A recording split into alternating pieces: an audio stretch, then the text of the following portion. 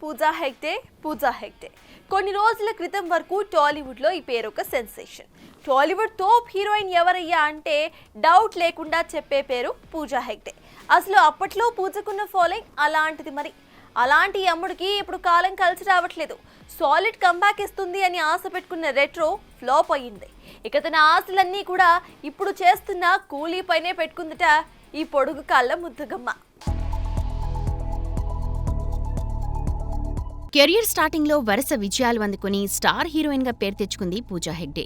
తెలుగుతో పాటు తమిళ, హిందీ భాషల్లో టాప్ హీరోలతో బ్యాక్ టు బ్యాక్ ఆఫర్స్ అందుకుని బిజియెస్ట్ హీరోయిన్ గా మారిన పూజాకు ఉన్న ఫాలోయింగ్ అంతా ఇంతా కాదు. ఒక దశలో పూజా శకం నడిచిందనే చెప్పాలి.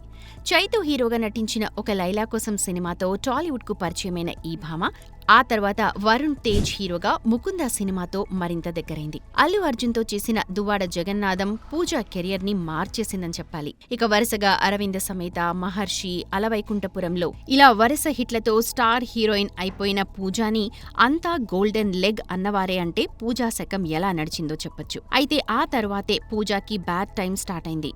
రాధేశ్యామ్, బీస్ట్, ఆచార్య ఇలా ఒకదానికి మించి మరొకటి ఆల్ట్రా డిజాస్టర్లుగా నిలిచాయి. ఇక తెలుగులో పూజా హెగ్డే సక్సెస్ ని చూసిన బాలీవుడ్ వరుస ఛాన్స్లు ఇచ్చింది. అయితే ఈ భామకు అక్కడ కూడా ఏ మాత్రం కలిసి రాలేదు. దీంతో ఎన్నో అంచనాలతో దక్షిణాదిలో సూపర్ డూపర్ హిట్ కొట్టాలని రెట్రోలో డీ గ్లామర్ రోల్ తో ఆడియన్స్ ముందుకొచ్చింది. కానీ సినిమా కూడా బాక్స్ ఆఫీస్ వద్ద బోల్తా కొట్టడంతో ఇక తన ఆశలన్నీ రాబోయే సినిమాలపైనే పెట్టుకుందట. చూడాలి మరి ఈ సినిమాలైనా ఈ అమ్మడికి సక్సెస్ ని అందిస్తాయో లేదో.